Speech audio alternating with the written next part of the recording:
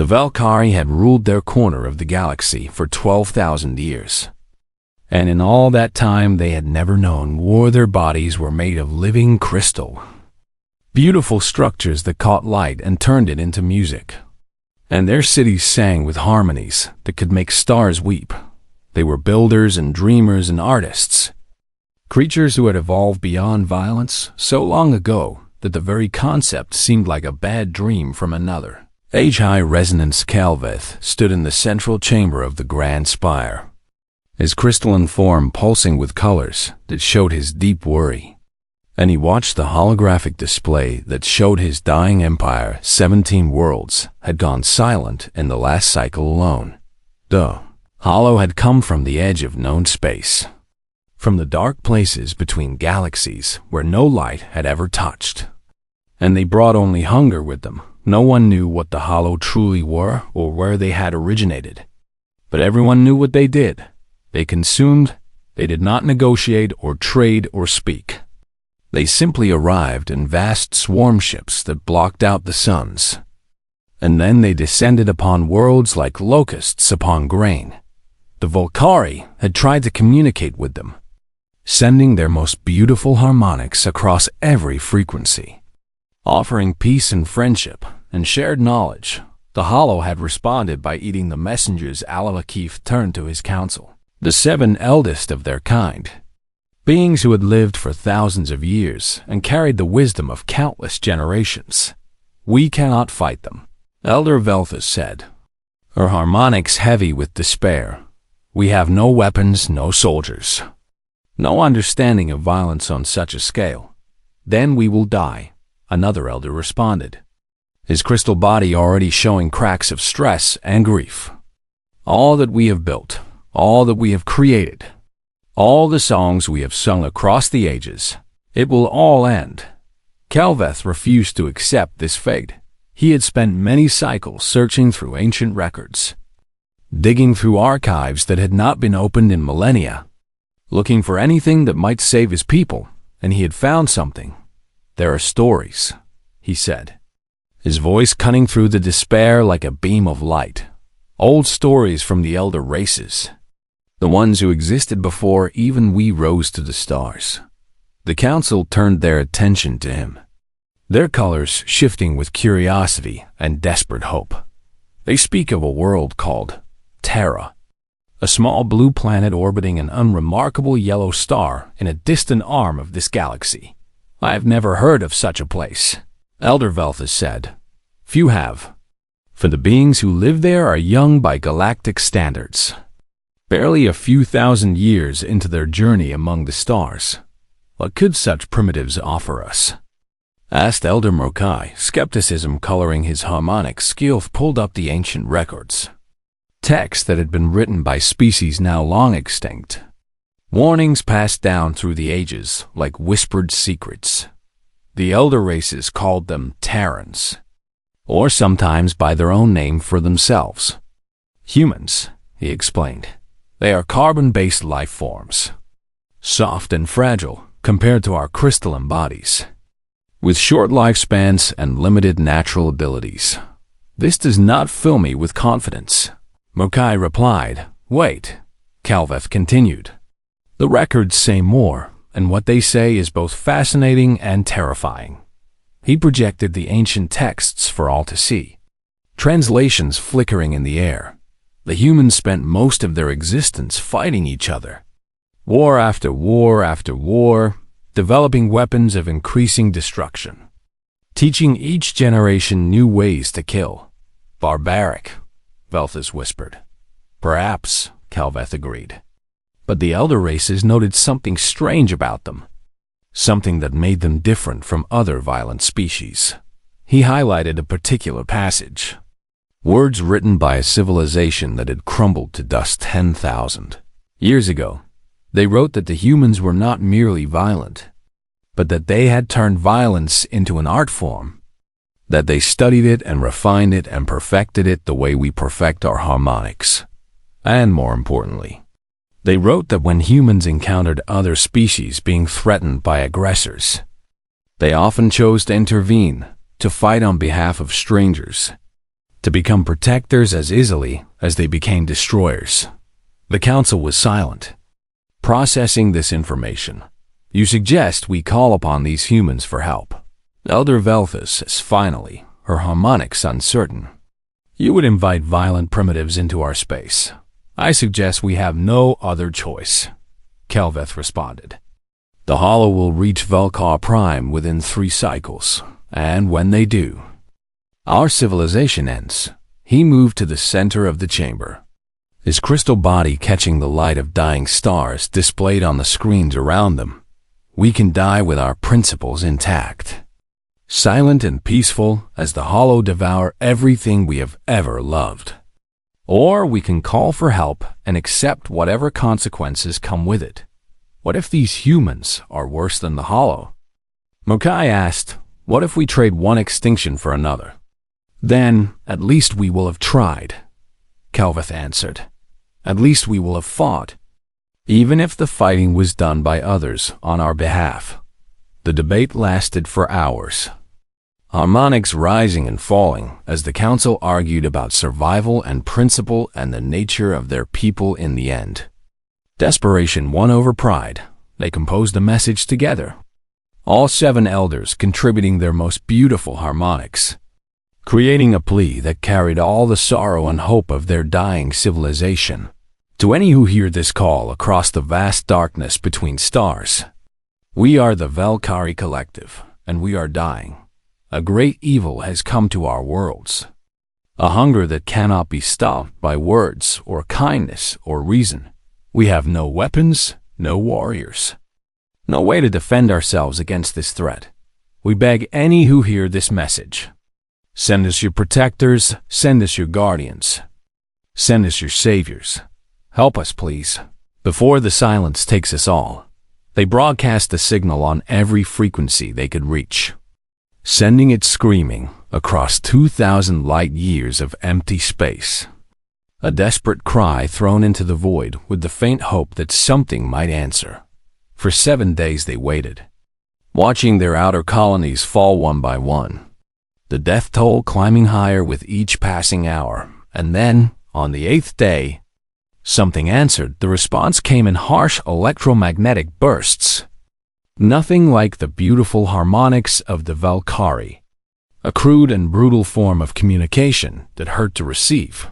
But when they translated it, when they understood the words that had traveled across the stars, Kelveth felt something he had no name for, an emotion his people had never needed to develop. Velkari Collective. This is the United Terran Assembly responding to your distress signal. We hear you, and we are coming. Hold on. 2 words. Simple and direct, and carrying more weight than any elaborate harmony could convey. Help was coming. The humans were coming, and for better or worse, the galaxy would never be the same again. The message from the Velkari arrived on Earth at 3 in the morning, Pacific Standard Time. And within 6 hours, every major government on the planet knew about it, Admiral. Within 6 hours, every major government on the planet knew about it, Admiral. Yuki Tanaka stood before the United Terran Assembly, a gathering of representatives from every nation that had joined the Global Alliance after first contact with alien life 50 years ago. She was 62 years old, her black hair streaked with gray, and she had seen more combat than anyone else in the room. The signal is genuine, she said, her voice cutting through the murmur of the crowd. A species called the Velkari is facing extinction at the hands of an aggressive force they call the Hollow, and they are asking us for help. The assembly hall erupted into noise, delegates shouting questions and concerns, and objections all at once. How do we know this is not a trap? Called out the delegate from the European Federation. What resources would this require? Demanded the representative from the Asian Coalition. Why should we risk human lives for aliens we have never met? Asked another voice from somewhere in the crowd. Admiral Tanaka waited for the noise to die down before she continued. I cannot promise this is not a trap, but our intelligence suggests the Valkyrie are exactly what they claim to be. A peaceful civilization with no military capability facing annihilation. As for why we should help them, I will leave that to your consciences, but I will say this much. She pulled up images on the central display. Pictures captured by long-range sensors of worlds burning and populations dying. The Hollow do not negotiate. They do not stop. They simply consume everything in their path. And eventually, they will reach us. We can wait here and hope they never come. Or we can go to them and show them what happens when they threaten beings under human protection. The debate lasted for 3 days. But in the end, the vote was clear humanity would answer the call. But the question remained. Who would they send? Admiral Tanaka had already prepared her recommendation. And when she presented it to the military council, several generals turned pale. "You cannot be serious," said General Morrison, the head of conventional forces. Those programs were shut down for good reason. Those programs were shut down because we had no enemies left worth using them against. Tanaka replied. Now we do. She spread the files across the table. Classified documents that most people in the room had never seen. Projects that officially did not exist. Project Fenrir. Enhanced soldiers with genetic modifications that make them faster, stronger, and more resilient than any normal human. The Leviathan Cores. Volunteers who have undergone extensive cybernetic enhancement, replacing flesh with machinery designed for one purpose only, the remnants. Survivors of the gene wars who carry modifications that were banned by international law. Men and women who were built to be weapons. These are not soldiers, Morrison protested. They are monsters. Yes, Tanaka agreed without hesitation. They are exactly that. And monsters are what this situation requires. Commander Marcus. Cole received the activation order while he was sitting in a bar in what used to be Mexico City, drinking whiskey that could have stripped paint from a wall. He was 47 years old, according to his file. Though the actual number was harder to calculate given how many times his body had been rebuilt, his eyes were not his original eyes. They had been replaced with targeting systems that could track a moving target from 3 kilometers away. His bones were not his original bones. They had been reinforced with ceramic steel alloys that could withstand impacts that would shatter. Normal human skeletons. His heart was not his original heart. It was a synthetic pump that could flood his system with combat stimulants and keep him fighting for 72 hours without rest. He had died twice. Once on Luna during the Colony Rebellion and once on Mars during the Corporate Wars. And both times the military had dragged him back because he was too valuable to let stay dead. When the message came through on his implanted communicator, he simply finished his drink, paid his tab, and walked out into the night. The others were already gathering at the classified facility, hidden beneath the mountains of what used to be Switzerland. Soldiers who had been scattered across the globe, waiting for a call that many thought would never come. Sergeant Amara Okonkwo arrived from a small village in Nigeria where she had been teaching children to read. Her cybernetic arms hidden beneath long sleeves. Private Chen Wei came from a monastery in Tibet where she had been trying to find peace.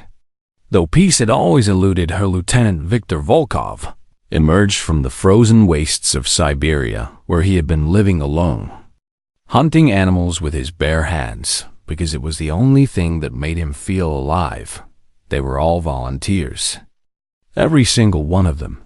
Men and women who had chosen to become something more than human. Something designed for a specific purpose. They were killers, pure and simple. Beings who had been optimized for violence, the way a blade is optimized for cutting. And they were very good at what they did. Cole stood before them in the briefing room, looking at faces he had not seen in years. Faces that showed no fear or hesitation or doubt. You have all read the mission parameters, he said. We are going to answer a distress call from an alien species 2,000 light-years away. We will be facing an enemy we know almost nothing about, on territory we have never seen, with no backup and no extraction if things go wrong. Command has given us one objective: save the Velkari Collective from extinction. Questions? Okonkwo raised her hand. Rules of engagement? None, Cole answered. We do what we have to do to complete the mission. Full stop. A ripple of something passed through the room. Not quite excitement, but something close to it. The feeling of hounds being released from their leashes. How many of them are there? Asked Volkov. His Russian accent still thick, despite decades away from his homeland. Unknown, but estimates suggest billions across multiple star systems. And how many of us? Cole almost smiled. 347. No one laughed. No one protested. No one suggested that the numbers were impossible. They had all done impossible things before. We ship out in 12 hours. Cole said, get your gear, say your goodbyes, do whatever you need to do. And when you board those transports, leave your humanity behind, because where we are going, you will not need it. As the soldiers dispersed to make their preparations, a young Velkari cultural attaché named Kira Veen reviewed the data packet that Earth had sent ahead. She was stationed on a diplomatic vessel near human space.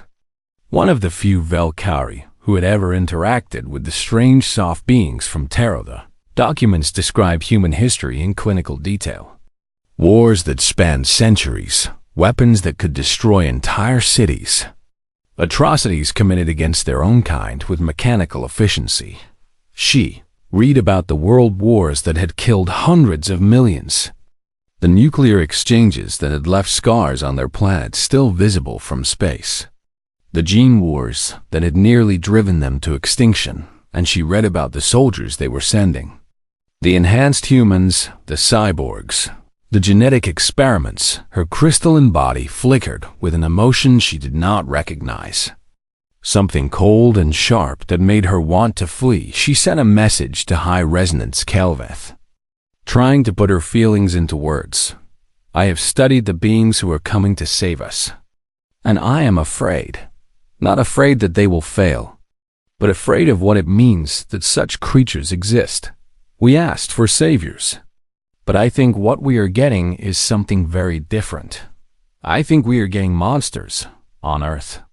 As the transport ships loaded and the soldiers prepared for the long journey between stars, Admiral Tanaka stood alone on an observation deck and watched the fleet assemble. She had given the order. She had unleashed them. And now all she could do was hope that she had made the right choice. God forgive us, she whispered to no one. God forgive us for what we are about to do. But she knew, deep in her heart, that forgiveness was not something her soldiers would ask for. They never did. The journey across 2,000 light-years took 3 weeks in faster-than-light transit. 3 weeks during which the soldiers of Terra prepared themselves for what was to come.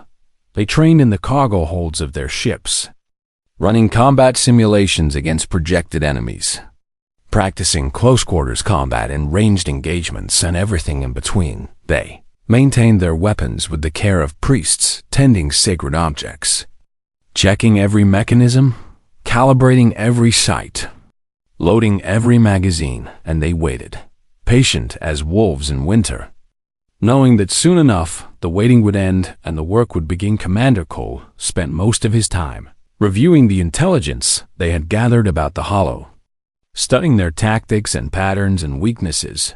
There was not much to study. The Hollow attacked in massive swarms, overwhelming defenders through sheer numbers. And they showed no fear of death, no hesitation, no self-preservation instincts that could be exploited. They were biological organisms of some kind, roughly humanoid in shape, but covered in chitinous armor, with multiple limbs that ended in razor-sharp claws.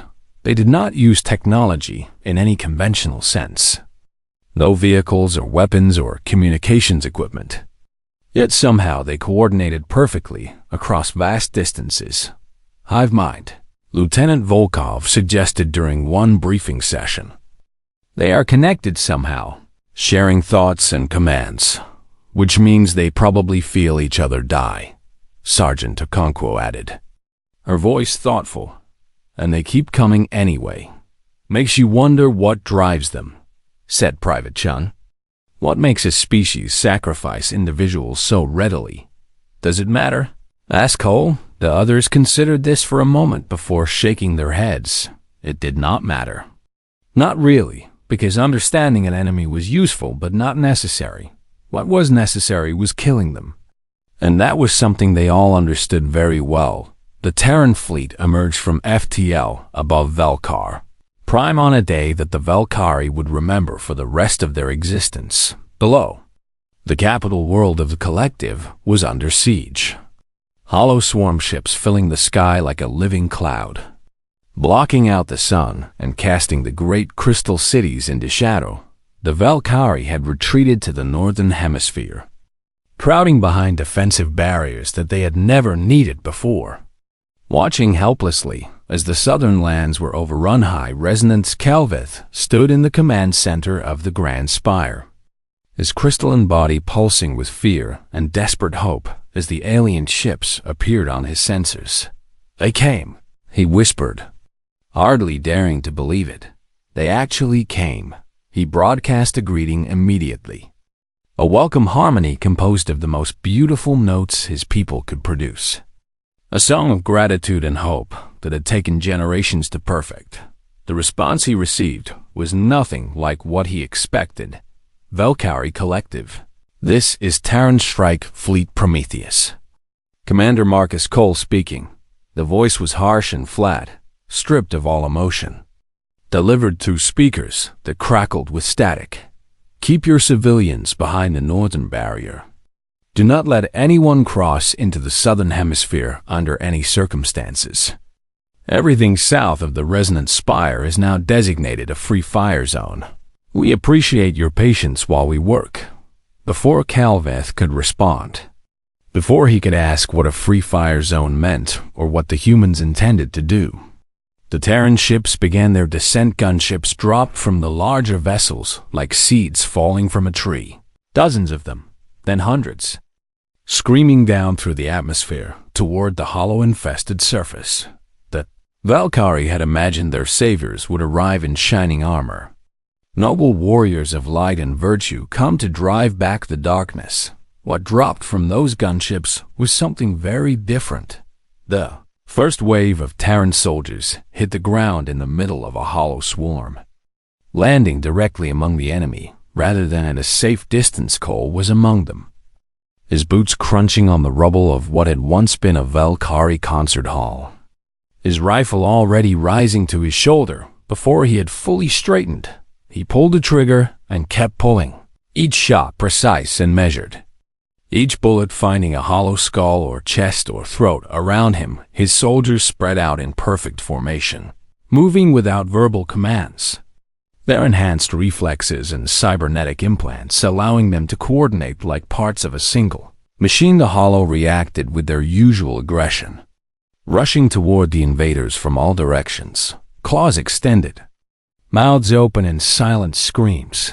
They had never encountered anything that did not flee before them, anything that stood its ground and fought back with such terrible efficiency. Sergeant Okonkwo caught a lunging hollow by the throat with her cybernetic hand, the metal fingers crushing chitin and flesh like paper. She threw the dying creature into two more that were charging behind it, then drew her sidearm and put bullets through all three before they could recover. Private Chun moved through the chaos like a dancer, her small frame weaving between attacks that would have killed a normal human, her knife finding gaps in hollow armor again and again. She was humming as she fought, an old song from her childhood, something about mountains and rivers and peace. There was no peace in her eyes, only focus and the cold satisfaction of doing what she had been made to do. Lieutenant Volkov did not bother with weapons at all, his enhanced strength allowing him to tear hollow apart with his bare hands. He ripped limbs from bodies and used them as clubs, smashing skulls and breaking spines with a brutality that seemed almost joyful. Blood and ichor splattered across his face, and he smiled. Actually smiled, as if this was the only place in the universe where he truly felt at home, from the safety of the northern barrier. The Valkyrie watched in horror. They had sensors trained on the combat zone, cameras that captured every moment of the battle. And what they saw shattered everything they thought they knew about their saviors.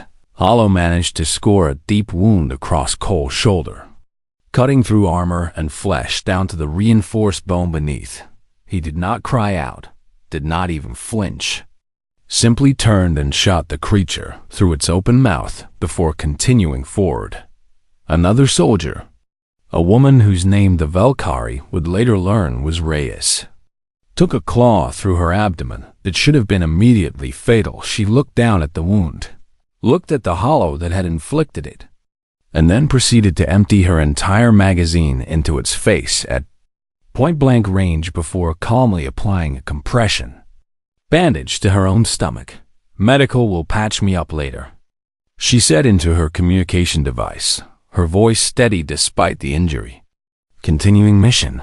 What are they?" Elder Velvas whispered, her harmonics trembling with an emotion that was equal parts awe and terror.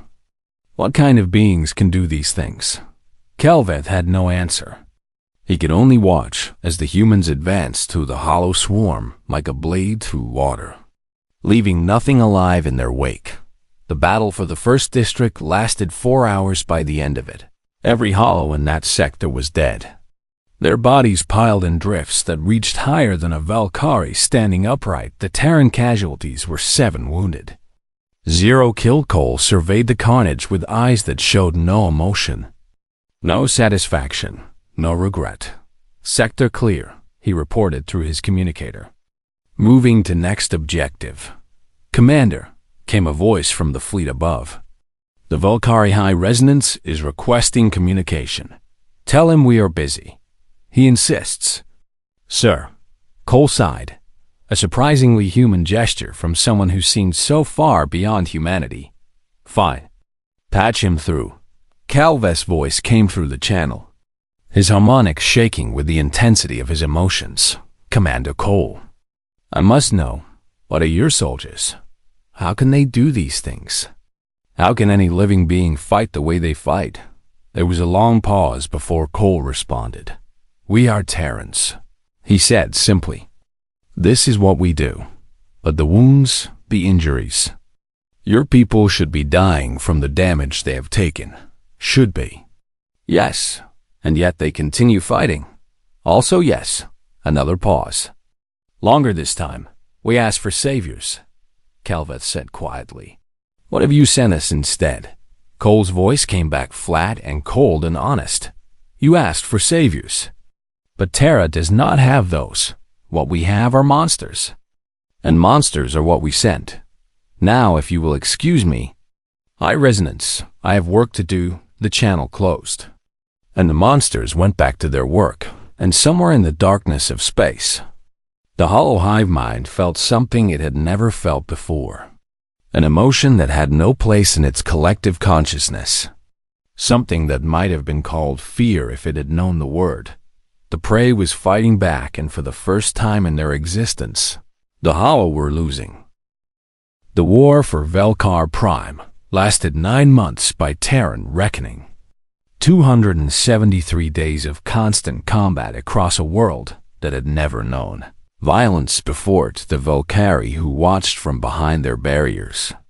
It felt like an eternity, not because of the hollow.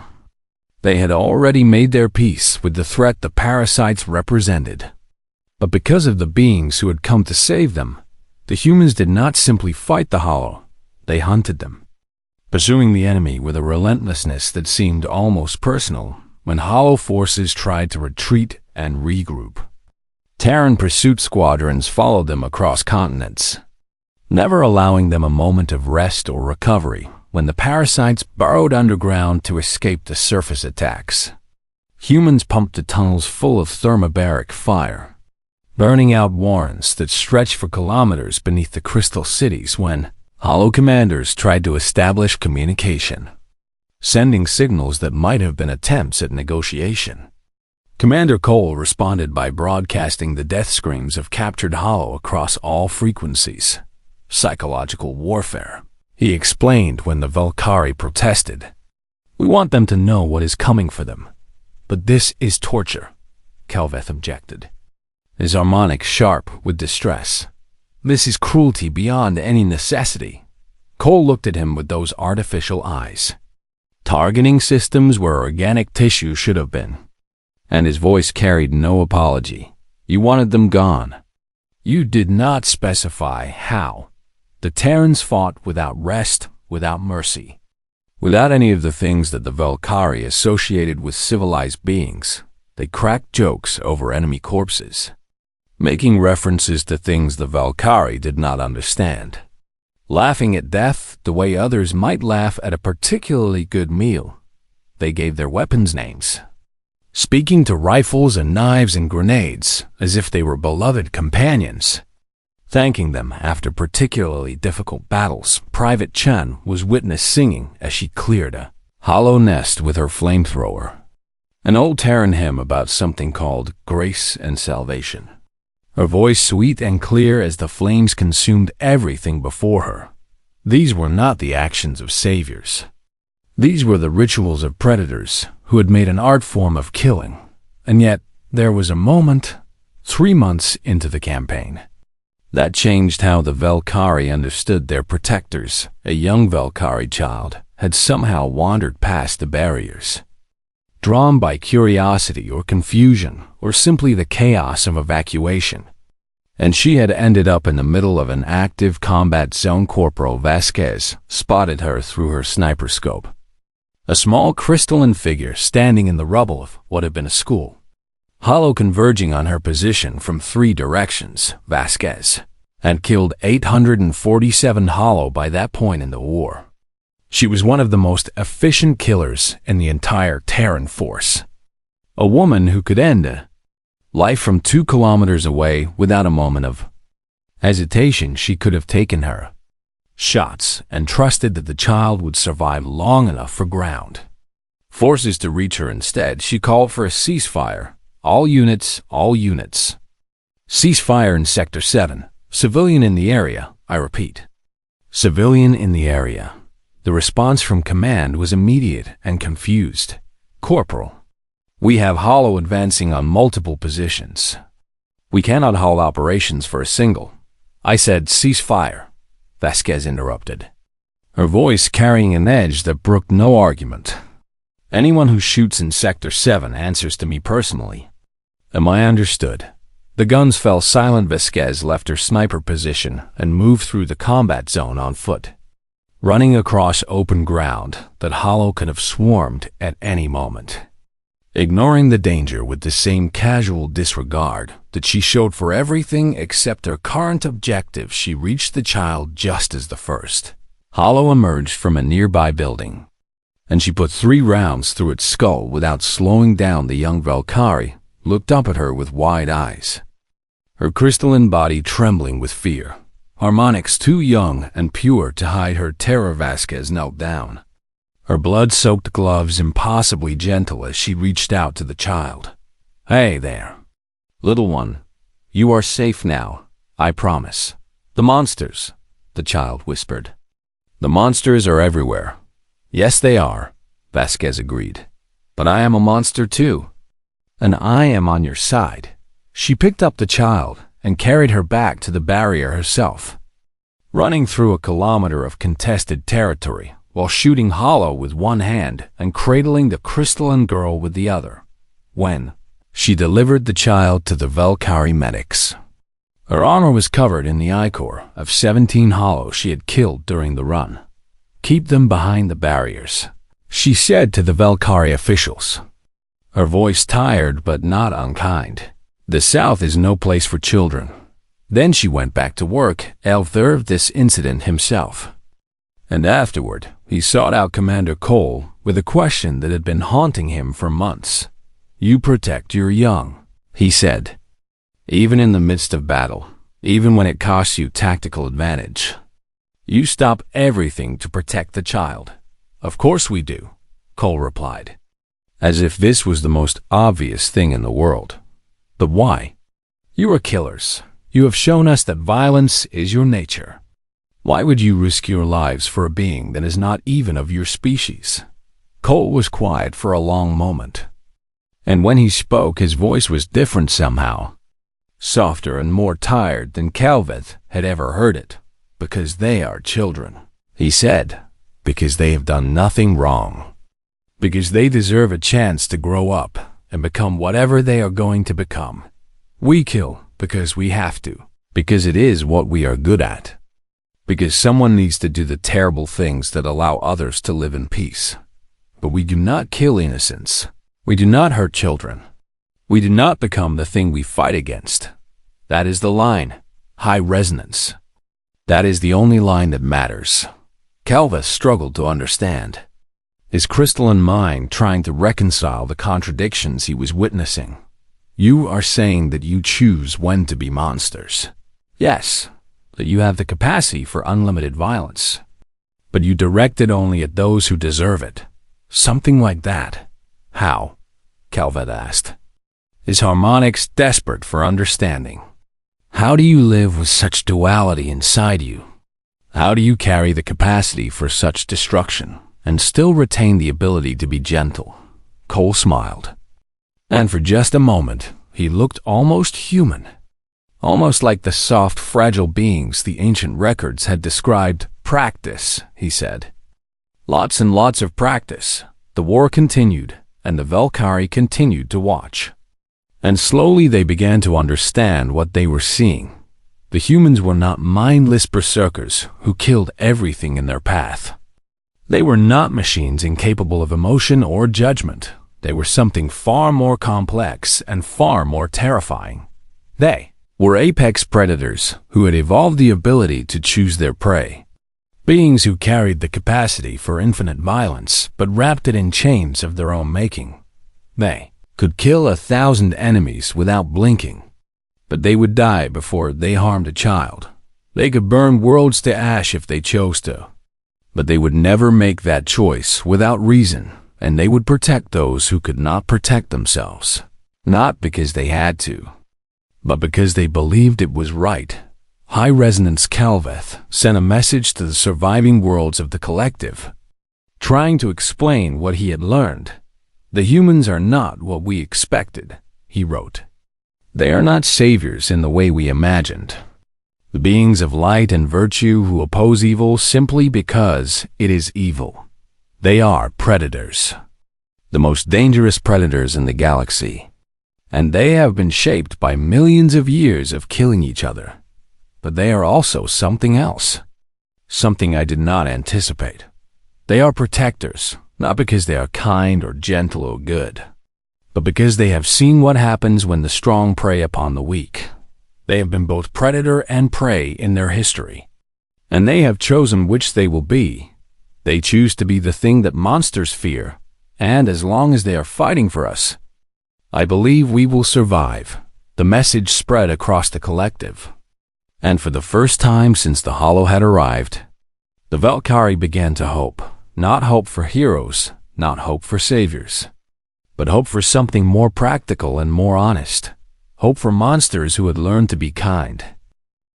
The last Hollow Hive ship burned in the upper atmosphere of Velkar Prime, lighting the sky like a second sun. And across the planet, the Valkyrie watched in silence as their nightmare finally came to an end. 9 months of war.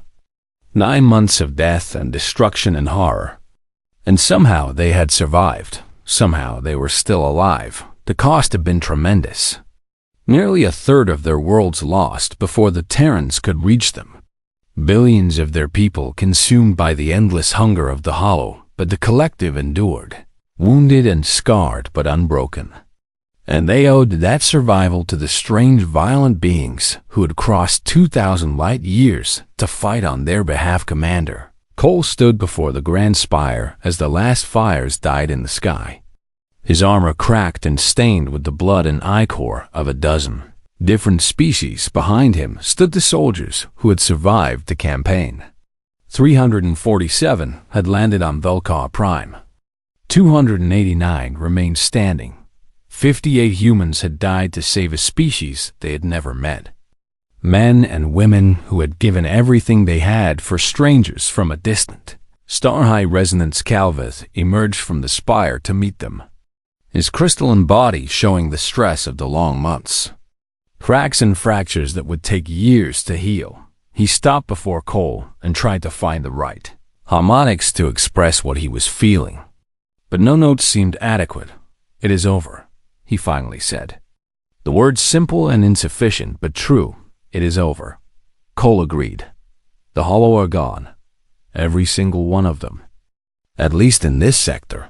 We tracked down every nest, every ship, every last remnant. They will not return." Calveth's harmonics wavered with emotion, relief and grief, and something else he still struggled to name. "What happens now?" he asked. "Now we leave," Cole said. "Our job is done. We will withdraw our forces and return to Terran space. You would simply go. After everything you have done, everything you have sacrificed, you would just leave. We are soldiers, not conquerors.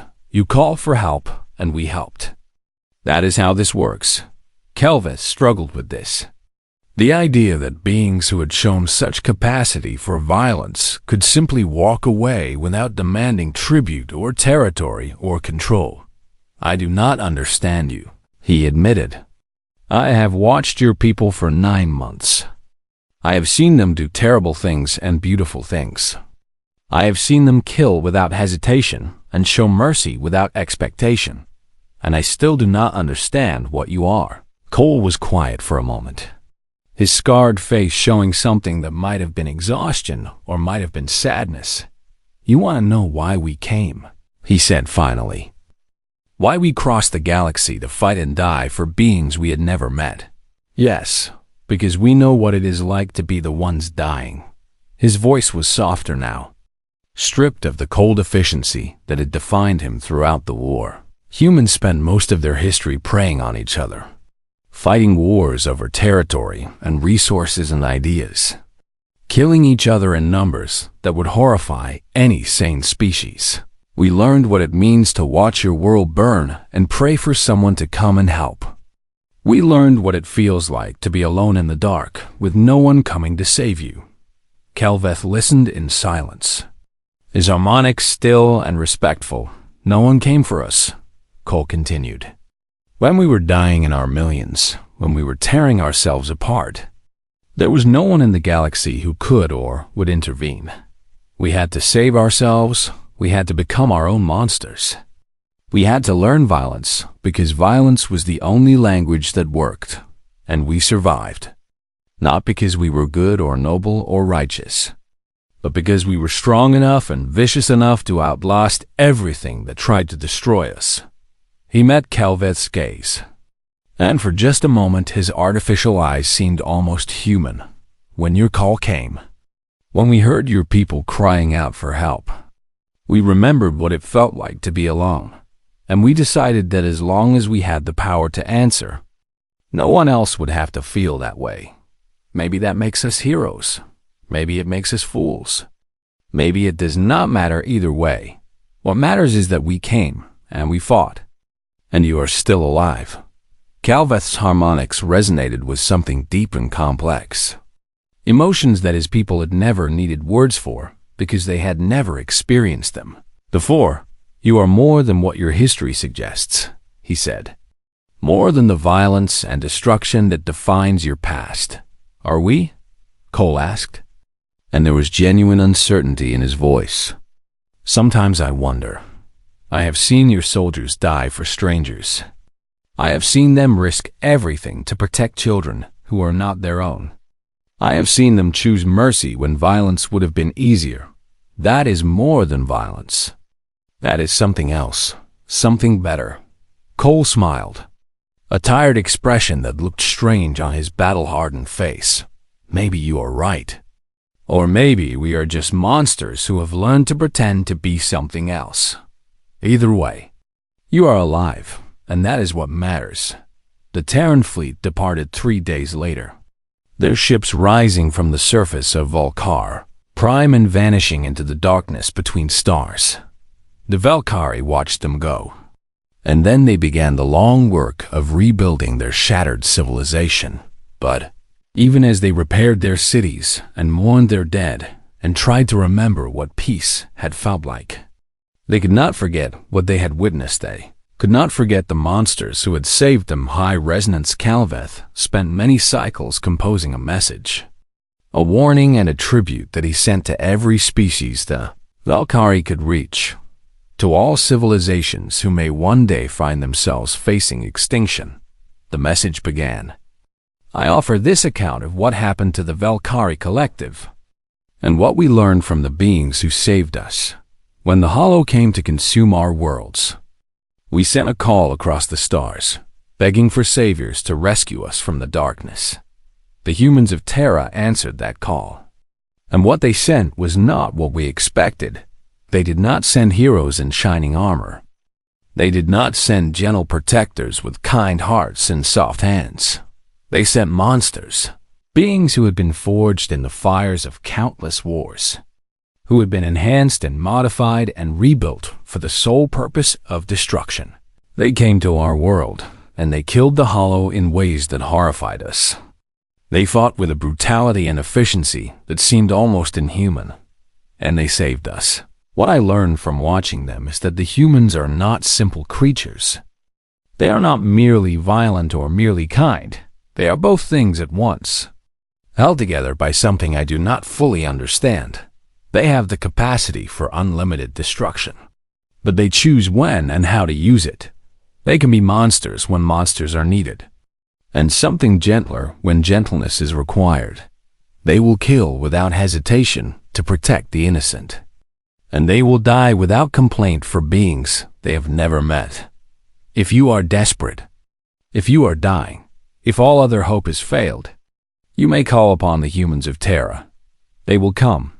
They will fight. They will save you if saving is possible. But know this before you call. They are not heroes. They are not angels. They are not saviors in any traditional sense. They are the monsters that other monsters fear. And if you are fortunate enough to have them fighting on your side, you will learn what we learned, that sometimes the only thing standing between civilization and extinction is a darkness willing to fight on behalf of the light.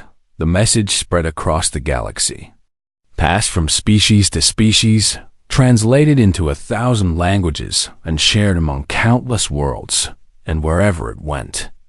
It carried a simple truth that would reshape how the universe understood the strange violent species from a violent species from a cow. The universe understood the strange violent species from a violent species from a certain species from a small blue planet called Terra. They were humans. They were terrible and wonderful, and dangerous and kind. They were the monsters who had chosen to become protectors, and the galaxy would never forget them on Earth. Admiral Tanaka received a copy of the message and read it in the quiet of her office. Alone with her thoughts and the weight of what she had authorized, she thought of the soldiers who had died, the 58 names that would be added to memorials that were already too long. She thought of the atrocities they had committed in the name of survival, the terrible things that had been necessary to win, and she thought of the child that Vasquez had saved. One small life protected against all odds. Were we right? She asked herself. Did we do the right thing? She did not know the answer. She might never know, but somewhere across the stars, a civilization still existed because humans had been willing to be monsters on their behalf, and for now, that would have to be enough. The message from the Valkyrie was archived and classified, but rumors of it spread through human space like wildfire. People spoke of it in bars and homes and ships traveling between worlds. The story of how humanity had answered a call from the darkness, and they wondered, as they always had, what it meant to be human, to carry such capacity for violence and such potential for mercy, to be the Monsters that monsters fear to be the darkness that chooses to protect the light. They were human, and they were just getting started.